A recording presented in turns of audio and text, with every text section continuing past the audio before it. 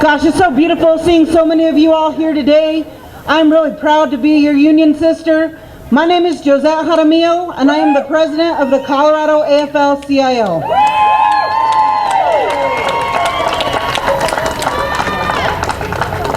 While I get to come up here and I get to talk on behalf of the Colorado Afl-Cio, what a lot of folks don't know is that my day job, my 8 to 5, my bread and butter, is a casework supervisor for the Pueblo County Department of Human Services. I am a proud public employee.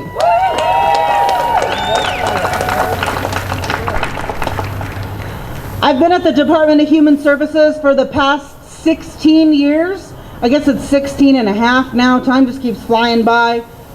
In that time, I've worked through 2 different recessions.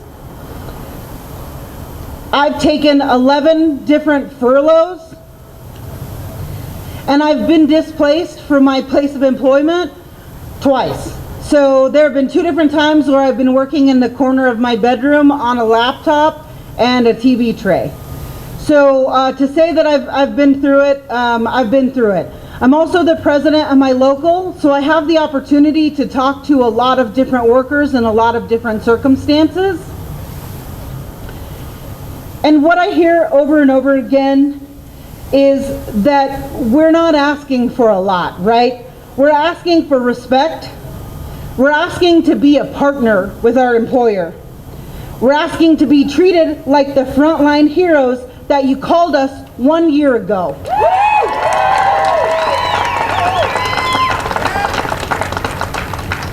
Our people keep our cities running.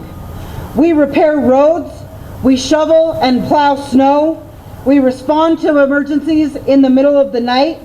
We comfort scared children in the ER at 2 o'clock in the morning and then go home, take a shower, and do it all over again at 8 o'clock.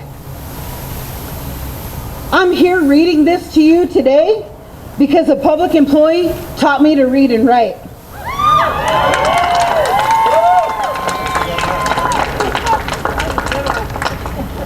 I'm a public employee because higher ed employees who are also public employees taught me and trained me as a social worker. The work that public employees do in Colorado is vital to our communities. So I'm not going to talk anymore. I am going to be your MC. So you guys will hear from me. I'll probably tell some really terrible jokes. I appreciate you guys all laughing in solidarity with me. I appreciate that. I know I'm not the best joke teller. It's early. I drove up from Pueblo. So without further ado, without more from me, I'm really proud to introduce my fellow Puebloan, my friend, and House Majority Leader Danae Esgar.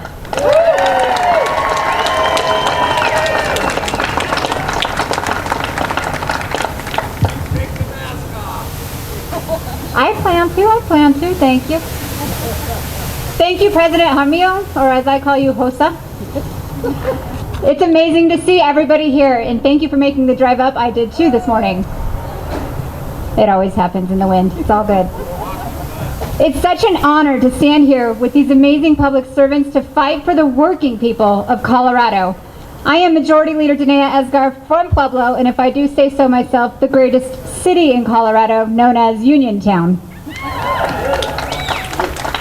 I want to thank my Senate sponsor, soon-to-be President Steve Femberg. Congratulate him on his recent promotion, but also remind him that he's still in the Senate and not the House of the people. I'll cut to the chase, folks. All working people deserve a voice in their workplace. Full stop. That includes our public workers, the everyday heroes who take care of our kids, plow our roads, teach our students and respond to fires, floods, pandemics, and more, day and night. Heroes like the firefighters from Pueblo who answered the call and showed up in Boulder to help fight the Marshall Fire and save lives.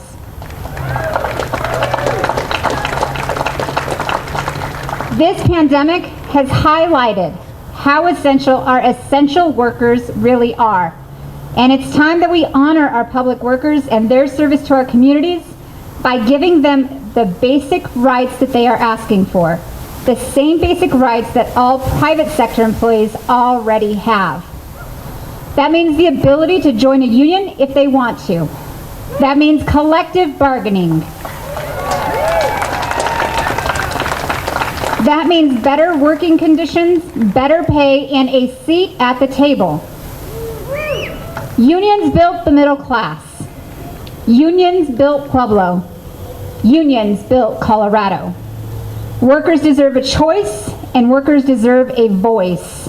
And that's why we need to pass this bill this year.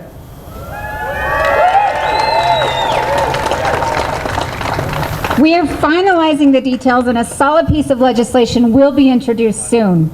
We'll have the debate, we'll work out the details, and we will pass this bill. That's our job.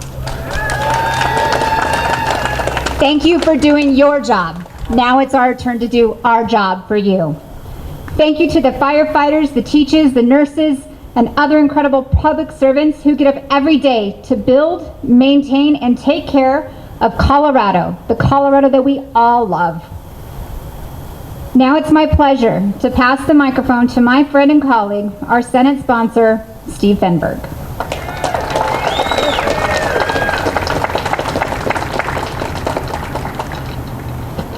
Thank you so much, Majority Leader Esgar.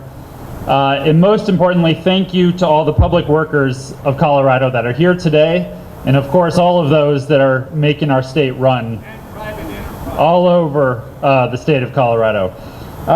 As my good friend Tanea said, I am Steve Femberg. I'm the current Majority Leader of what we refer to as the upper, more important chamber, the Senate. Yesterday, I had the honor of being selected by my colleagues to be the next president of the Colorado Senate. Now, I know how Pueblo folks are, and Leroy Garcia is going to cling to that power until the final days. So I'm not the president yet, but I'm grateful for the opportunity to serve the state of Colorado in this new capacity. And really it is the honor of my life. But with it comes even more responsibility to do more in making sure Colorado is the best place to live and work in this country. And frankly, that is why we are bringing this important piece of legislation. Public employees keep Colorado running, and you all have been on the front lines of a couple of very difficult and challenging years. You have helped us through the pandemic. You have risked your lives fighting the Marshall Fire in my district up in Boulder. You have kept our communities safe. You show up for Colorado every single day. So I think it's pretty simple. If you do your part, we should do our part as a state, as a community. Every single worker, no matter who your employer is, should have some basic rights guaranteed to them under the law.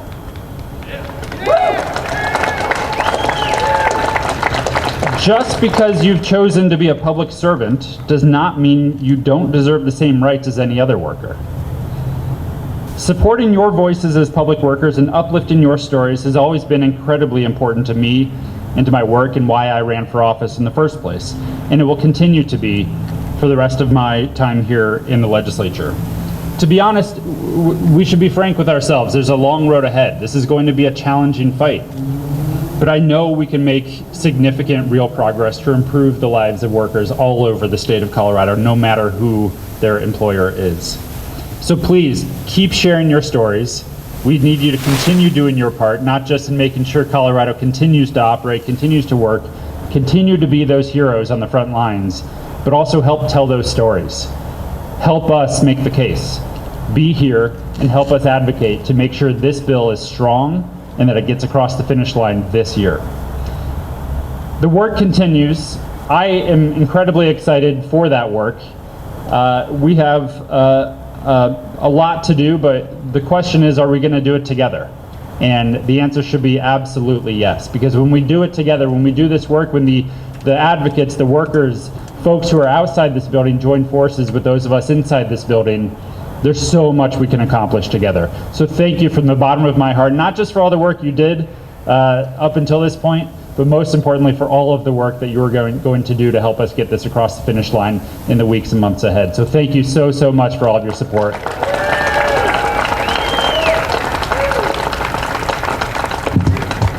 I'd be remiss if we didn't mention a big, huge thank you to the legislators who are standing behind us who had the time to come here today. But I also want to let you know there are a number of legislators who are in a committee hearing right now that could not be on these steps to stand in support. I want you to know that there are a number of legislators in this building who support us so much. So thank you to those of you who were able to make it today.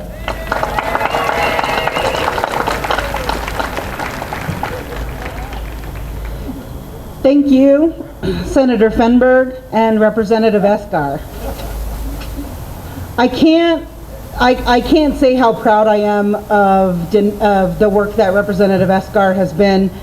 She has been an amazing champion for working people in Pueblo, and we are really going to miss you next year. But I'm happier to have you closer to me so I can come by and see that baby. Okay, so next up, we have a representative of the brave folks who keep us safe. They respond to medical emergencies, they fight wildfires, something happens in your home, they come and take care of it. I've even seen them come and check your smoke detectors and carbon monoxide detectors. I don't think they do the cat thing in the tree anymore, which is fine because they usually come down on their own. That's what I was told. I'm a new cat mom, so I'll let you guys know. Ask me in a year. So with that, I told you they were bad jokes. So without further ado, Dave Foster, the president of the Colorado Professional Firefighters, IAFF. We still do the cat if we have to, actually. We don't want anybody getting hurt. Also want to express my sincere thanks to Representative Esgar and soon-to-be Senate President Femberg. Thank you very much, and all the other legislators. Thank you for being here. So, good morning, my fellow union brothers and sisters, fellow citizens and state legislators that are here up with us and in the building working today. My name is David Foster, and I've been a proud professional firefighter for over 22 years. I'm also been fortunate enough to be the president of Denver Firefighters Local 858 and the Colorado Professional Firefighters, which represents about 5,300 firefighters across our beautiful state. We're proud to partner with the following people and want to thank them for their relentless efforts. President Jaramillo, thank you. Dennis Doherty for your tireless efforts. All the affiliated unions, all the Afl-Cio members that dedicated their time and efforts to this cause, and of course our legislative team that we have, Steve Clapham, Jimmy Allen, and Dennis Yulberg. Thank you. Brothers and sisters, the firefighter union movement started long ago, when our firefighters worked 24 hours a day, 7 days a week, 365 days a year without a day off. My predecessors formed a union back in 1918. The fight for collective bargaining was ongoing. They wanted a work environment so they can work a schedule that allowed them to live, work, and retire with dignity, all while caring for their safety and the common concern for their families. Today, firefighters around our great state are still asking to sit down with their cities, towns, and districts to negotiate those schedules, pay, and salary. But they can't, because they don't have the local right to collectively bargain. The last 2 years, we've all experienced this pandemic together. But most firefighters could not sit down with their employer and bargain about their very safety during that uncertain time. We need to fix this. So my fellow union leaders, it is time to recognize that public employees have the inherent right to collectively bargain with their employers.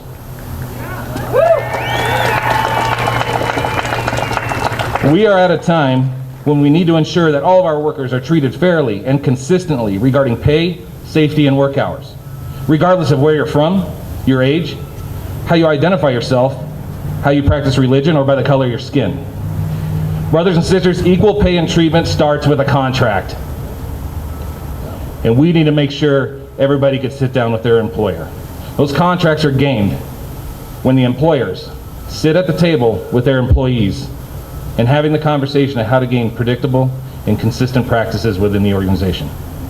I'm proud to say that myself and the Colorado Professional Firefighters support collective bargaining for all public employees of our great state.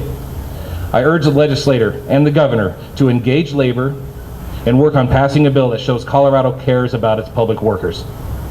Thank you all for your time. Please support collective bargaining for public employees, and thank you all that showed up today to be part of this movement.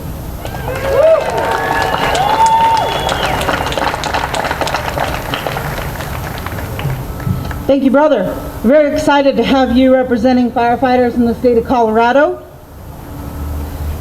So next up, we have somebody who represents folks who work with our kids. Last year was really tough for parents. How many of y'all had a kiddo at home and were trying to teach them and work at the same time? I don't have kids, and I still had to do that because not everybody got to stay home. So I got an itty-bitty taste of what teachers go through, and really all I had to do was sit there and make sure they were logged into Google. But I have a couple gray hairs from that. Just a couple, like genetically it's not really a big deal, you know, on my side of the family, but I did get a couple. So I have immense respect for teachers, not only because I was a tough kid to teach, I was a little wild, I gave them a lot of heck growing up, and they put up with me. I could read and write. I went on to become very successful. So I have lots of respect for teachers, but I did get a taste of what they go through day in and day out with just one kid. I cannot imagine a classroom full of them. So without further ado, I'm going to introduce Jennifer Munoz from the Colorado Education Association.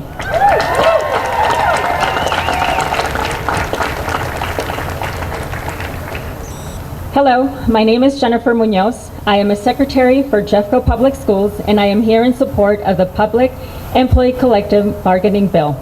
I am also here to speak on behalf of K-12 educators, school bus drivers, paraprofessionals, custodians, secretaries, and many other school employees who deserve a seat at the bargaining table, not just in my school district, but in school districts across our state. Let me be clear about what I mean when I say we deserve a seat at the bargaining table. Every single worker in Colorado deserves the right to choose a union with collective bargaining rights, especially public workers like us. We are the ones working for Colorado students and parents every day, both in and out of the classroom. We are the experts in our fields and can speak firsthand to the challenges Colorado students and educators currently face and how we can all work together to overcome them. But right now, most of us do not have any voice at all. Without collective bargaining rights, most Colorado educators and the staff who support them are not even allowed to bring forward concerns as a group. We have no input when decisions are being made that directly affect our jobs and students, even though we are the foundation of Colorado school districts. As we know, any building collapses without a solid foundation. In a recent poll, 67% of educators say they are seriously considering leaving the profession, not their school district and transferring to another, but the profession itself. What that means is that the foundation of our entire education system is at risk. All we have to do is look at what is currently going on in Douglas County to see what happens when politicians are allowed to exploit an absence of collective bargaining rights to launch ideological attacks against students, parents, educators, district staff, and the very concept of public education itself.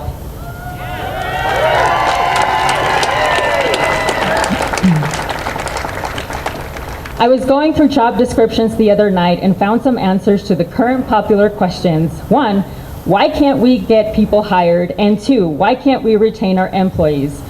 Here's an example of one job description that states, the continuance of this position each year will depend on funding and school needs. Now tell me, who wants to work a job that is subject to elimination every single year? And they wonder why they can't get these positions filled. Another example of another description says, potential exposure to bruises, bites, cuts, spitting, kicking, hitting, and scratches. Gloves are provided to prevent exposure to bodily fluids. Well, how about providing mental health care? How about providing proper health insurance?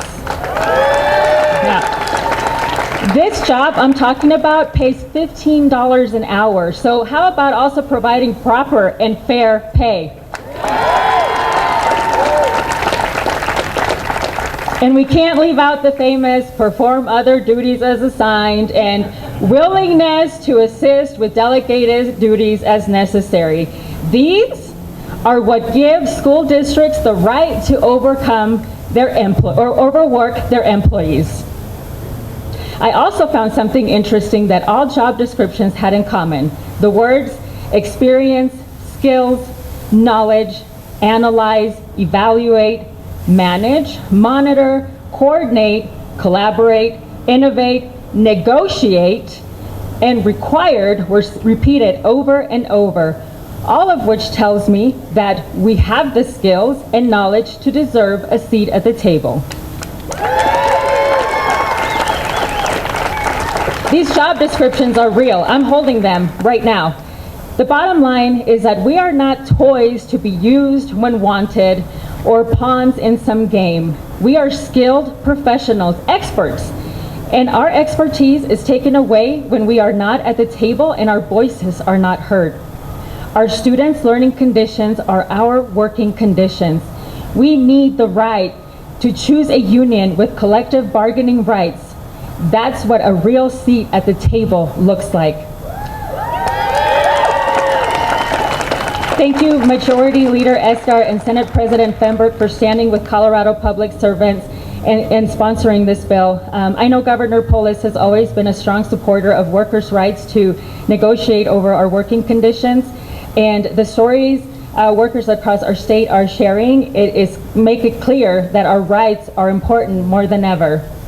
Now, when I ask, what do we want? You're going to say as loud as you can, a seat at the bargaining table. 2 seats.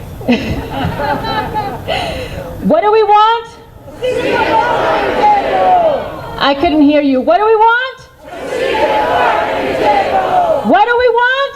A seat at the bargaining table. When do we want it? Now. Thank you.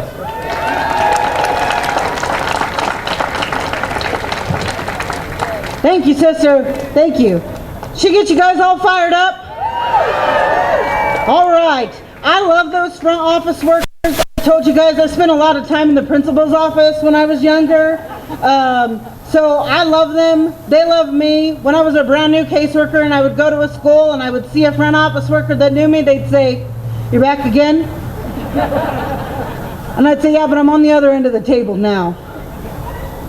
So, next up, we have a great supporter of working people. It's always nice when we can partner with folks in our community, especially our faith leaders. So without further ado, without any more terrible jokes, just a few more introductions from me, guys, and then you guys can go about your day. But Pastor Christopher Gilmore.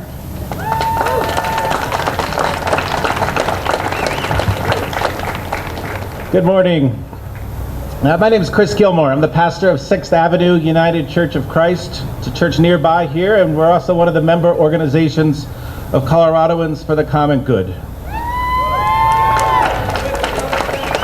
And I'm here this morning to lend my support and the support of many of my colleagues and let you know that you're supported by the members of our congregations, that we support the Public Employee Collective Bargaining Bill, and we urge our leaders to vote in support of its passage. Many people in our church communities are public service employees, nurses, teachers, paramedics, and they've shared their stories like we've heard today. And if the past 2 years have taught us anything, we've been reminded of just how valuable they are to our community as a whole. For too long, they've been taken for granted, and we all are seeing just a glimpse of what happens to our community when we forget how important they are. They deserve our support. And this bill will show them how much we care about their well-being. Like others around the country, they should have the right to have their voices heard at any table where decisions are being made about their livelihood. Like others around the country, they should have the right to choose to be part of a union that can prevent them from being taken advantage of. We've seen just how quickly our society can fall apart when these good people, how quickly our society doesn't work without them.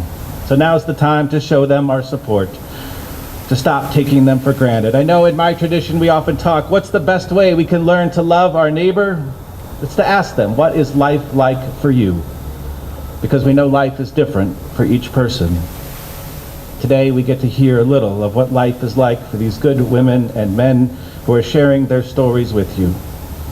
It's not been easy, and our laws actually make it harder. It's not easy to come forward and to tell us what they're seeing in Colorado's classrooms, in ambulances, in intensive care units, or on the front lines of responding to wildfires and other emergencies. Most public employees who speak up about their working conditions, about pay, about long hours, about unsafe working conditions, they're left vulnerable to intimidation and retaliation at work. Our laws don't give them the protection they deserve, but they can and they should. Just as our laws should protect their right to bring forward concerns as a group, to work side by side with leadership to provide an equitable way forward. That's what collective bargaining rights can provide. So now's the time. Not just because it makes life better for our public workers, but because it makes our society a better place to live for all of us. Thank you.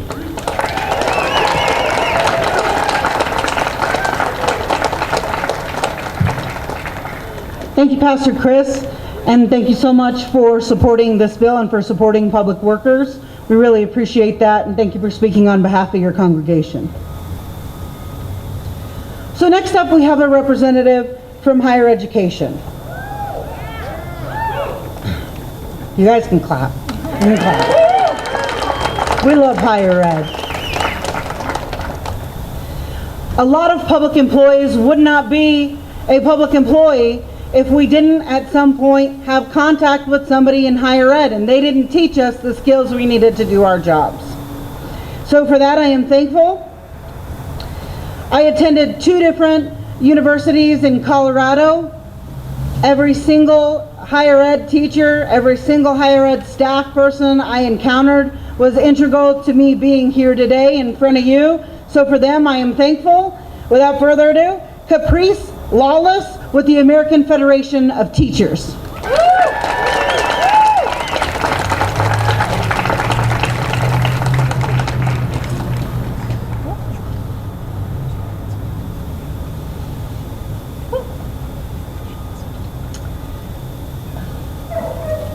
I've worked as an educator at Front Range Community College for more than 20 years. Few have bothered to count the steps we're standing on today, but did you know there are 12 of them? That's right. Even those who designed this spot seem to understand we would be in a constant state of recovery and rebuilding. So we're here today to name the problem and to get started on the road to recovery. The problem we need is to recover democracy for the state's public servants. The building behind us is pleasing to the eye because it is balanced. It has an equal number of windows, doors, and columns, united by a central dome. The people inside this building use negotiations to hammer out compromises to come up with equitable solutions. But for more than 250,000 Colorado public workers, including firefighters, healthcare workers, and educators like me, there is no balance in our workplaces. Because we are public employees, we are denied the right to choose a union with collective bargaining rights, a right that is already extended to nearly every other worker in the United States. That's why most Colorado educators barely have any input at all when high-level decisions are being made that directly affect our students. We have no avenue to suggest solutions to problems we encounter every single day. There is no negotiation to hammer out compromises for us. We are told how it will be, and that's how it is, even when how it is means worse outcomes for the public we have devoted our careers to serving. Democracy has got to work not only in the chambers of this building, but also in the classrooms, the faculty mailrooms, the lunchrooms, and the workrooms throughout public higher education. It has got to work in every workplace in Colorado, especially our public institutions. We need the opportunity for everyday democracy to work for Colorado workers, and that is what the Public Employee Collective Bargaining Act is all about. This bill would give public Colorado workers the opportunity to choose a union with collective bargaining rights. It's a choice the vast majority of Americans already have allowed to make for themselves. That may not sound like much, but it would make a world of difference. Picture the rumpled professor as in one of our Colorado classrooms. That's where you usually find them. Rumpled professors are designed to teach. They aren't much for the limelight. They come to life in small classrooms where they can make eye contact with students, keep track of the learning styles of those students, and try to teach and reach each one of them moment to moment, and try to, during lecture to each person, in person or online in Zoom. They do the same intense one-on-one work in countless priceless notes they scribble in the margins of the student papers they grade. This relative invisibility belies their importance to all that makes higher education higher in our already high elevation state. With collective bargaining rights, the heretofore invisible rumpled professors of Colorado would have a way to see their shared wisdom and experience reflected in the way our higher education institutions operate. Colorado will only get stronger when our educators have a real seat at the table to negotiate better working conditions throughout our higher education system. I want to give thanks to House Majority Leader Danae Esker and Senate Majority Leader Stephen Femberg for sponsoring this bill, and I hope Governor Polis knows how many of Colorado's public servants are counting on him to step up for the local public servants this legislative session, just as he did for state employees last session.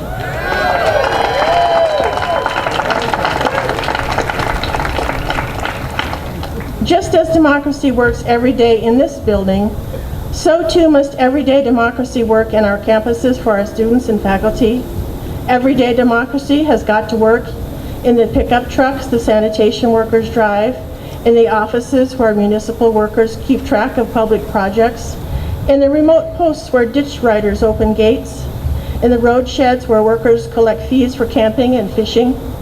It has to work not only in this grand building behind us and on every one of these 12 steps, but everywhere we step after we leave this morning. Thank you.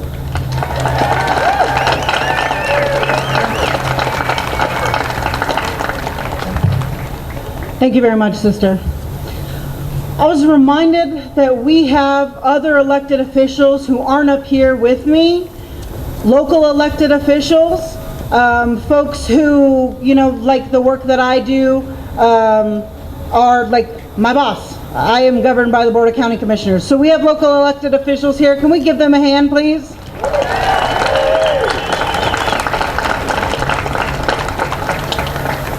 We also have candidates for elected office here today. Can we give them a hand, please? We are so appreciative of your support, and being here today means a lot to us. We also have our state treasurer, Dave Young, here. Can we give him a round of applause?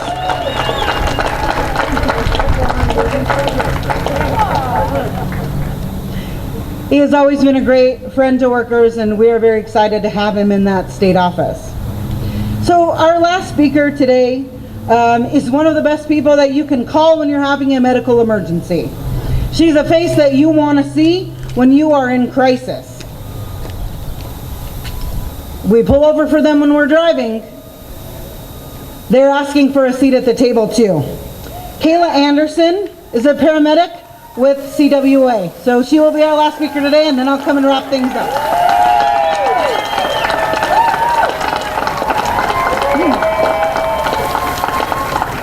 Good morning. My name is Kayla Anderson. I'm a paramedic for a public hospital here in the metro area and a proud member of CWA Local 7799. I've been in emergency medical services for 11 years, and I genuinely love the work that I do. I take great professional pride in helping people in crisis, meeting them where they are, and working together to create a plan to get them the care they need.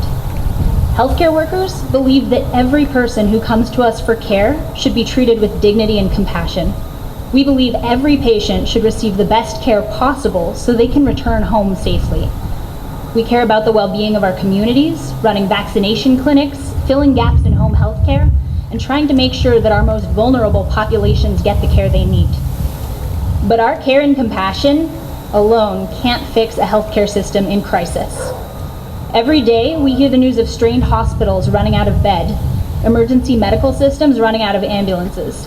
What goes unsaid is that we actually have plenty of beds and ambulances. We just don't have enough trained healthcare providers to staff them. There is a great deal of reporting in Colorado and nationwide about the ongoing mass exodus of healthcare workers. What they often fail to report is how administrators are directly responsible for creating the dire conditions that drive healthcare workers to leave. At my hospital, these problems are being caused by administrators who are out of touch with the realities healthcare workers have to face every single day in ambulances, emergency rooms, and intensive care units.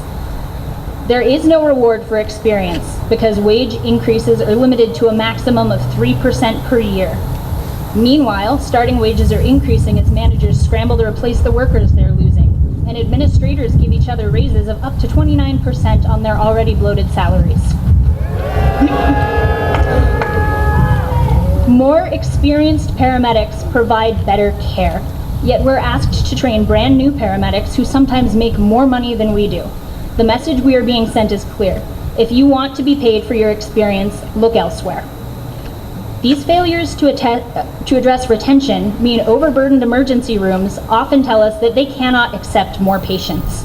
But when every single hospital in the metro area is saying the same, we still have an obligation to help patients get emergency care. Our dispatch has created a rotational system to evenly distribute patients, but this disrupts continuity of care, preventing patients from going to hospitals where they've been seen before or have insurance coverage. This lack of choice impairs our ability to take the best care of our patients, overriding our professional judgment in ensuring that patients go to the most appropriate facility. It also discourages some sick patients from going to the hospital at all. You'll also notice I haven't said the name of the hospital where I work. That's because, for all my employers' talk encouraging healthcare professionals to speak up about safety concerns, the ones who do are ostracized, denied promotions, threatened with termination, and sometimes outright fired. They could still fire me for speaking to you all today, even though I'm saying the same things that countless healthcare workers across the country have been saying to anyone who will listen for years, long before the pandemic started. Many Coloradans would be shocked to learn that these conditions are not happening in a private, for-profit hospital. The hospital I work for, like so many of Colorado's major hospitals, is a nonprofit controlled by a public hospital authority. However, many public hospitals across the state still operate as if they are trying to maximize profits, treating vital staff as disposable in the name of cost cutting, even at the expense of safe staffing ratios. That means even more patients per provider, worse health outcomes, longer waits for ambulances, and more demands being placed on healthcare workers who are already regularly working to exhaustion to get our state through this pandemic. Many Coloradans would also be shocked to learn that because I work for a public employer, my labor rights are heavily restricted. My employer does not recognize our union, but a paramedic doing the exact same work for a private employer is allowed to join a union with collective bargaining rights. Collective bargaining allows workers to bring forward shared concerns as a group and work with administrators to fix them. We share the same goals. We all want our hospital to be the best place to give and receive care, and frontline healthcare workers who take care of patients every day have so much to offer. But because I'm an public employee, I don't even have that choice. Neither do the nurses, technicians, or physicians I work with every day. Neither do the more than 250,000 Coloradans who work every day to provide the public services that we all rely on. I support the Public Employee Collective Bargaining Act because it provides the opportunity for a real seat at the table to people providing life-saving care to patients daily. I want to thank leaders Escar and Femberg for sponsoring this bill, and I hope other Democratic leaders and Governor Polis are listening to the voices of the essential workers across our state who are speaking up about the urgent need for this bill. We are all counting on you.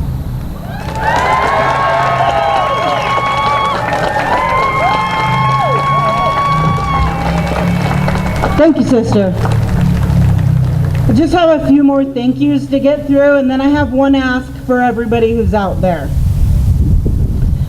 So again, thank you all for being here. Thank you to the legislators who have our back. Thank you to the elected officials who are here. Thank you for the candidates. Thank you for the union workers. Thank you for the staff reps for unions. Thank you for workers. Everybody who is here. Thank you guys for being here today to support this important work. Thank you guys for listening to our stories. And just thank you guys for being here. Like, I would sing to you, like, thank you for being a friend, but I don't think you guys want that. It's still kind of early. It's right before lunch. I'm just kidding. So my ask of all of you guys is, can we get everybody up here on the west steps for a picture? I want to look at a picture of everybody who's here today, so when we start this fight, I remember your guys' faces. I can zoom in and see, oh, yep, Jason was there. I see him in his sunglasses. Oh, yep, we had Brian there. So I want to see everybody up here so we can get a big group picture. Thank you guys for being here. Thank you all of our elected officials who are here. Thank you for our bill sponsors, and thank you for everybody who made this rally happen today. Thank you guys.